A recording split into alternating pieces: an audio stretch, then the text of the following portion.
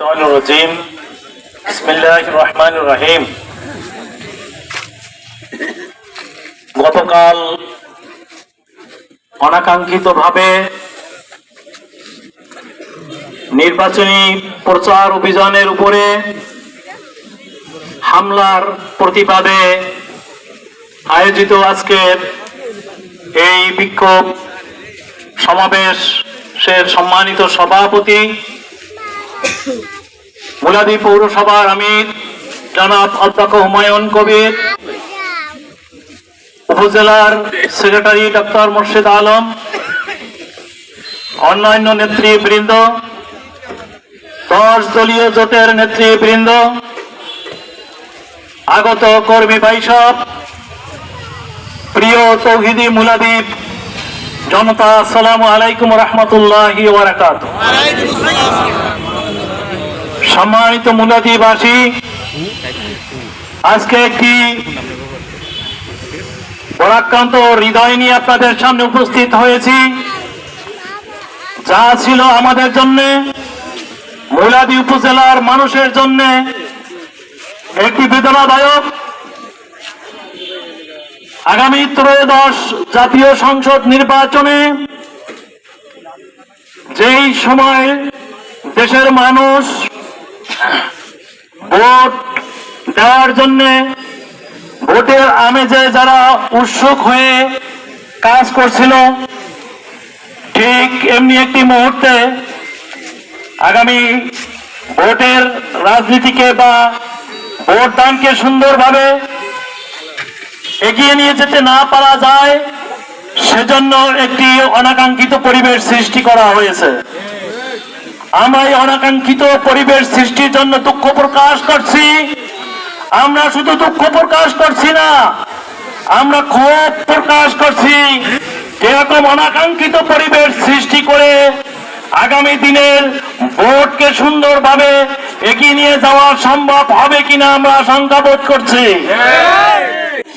সম্মানিত তৌহিদি জনতা, আমরা লক্ষ্য করেছি যখন 10 দলীয় জোটের প্রার্থীর আসাদুজ্জামান ফুয়াদের পক্ষে প্রচার অভিযান চলছিল, ঠিক সেই সময় আমাদের পৌরসভার 7 নং ওয়ার্ডের সভাপতি জনাব আরিফ হোসেন বয়াতি ওনার এই গ্রুপের উপরে হামলা করে তাদেরকে আহত করা হয়েছে।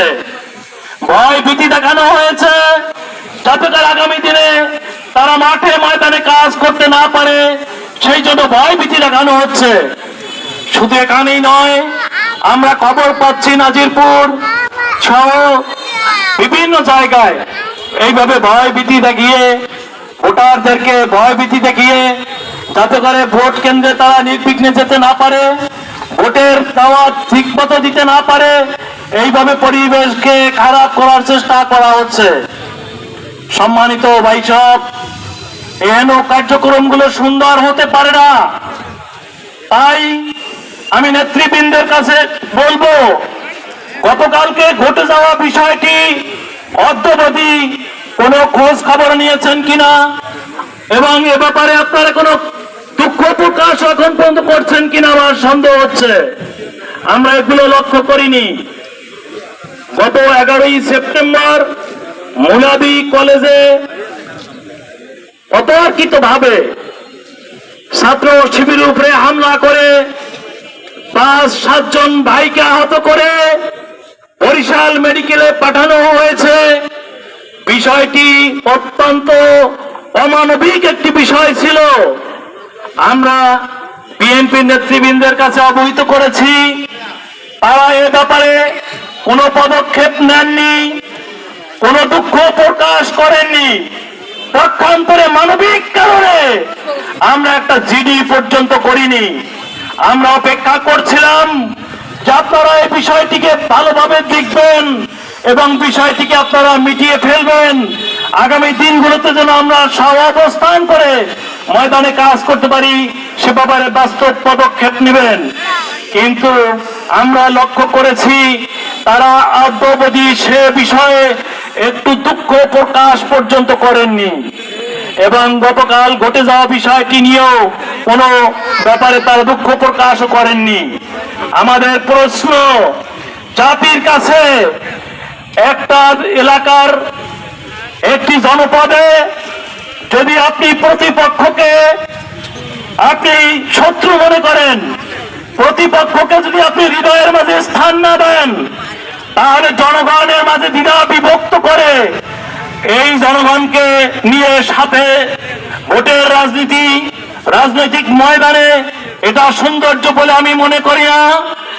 এই বিষয়গুলো চাপি ভালোভাবে লক্ষ্য করছে, জনগণ লক্ষ্য করছে।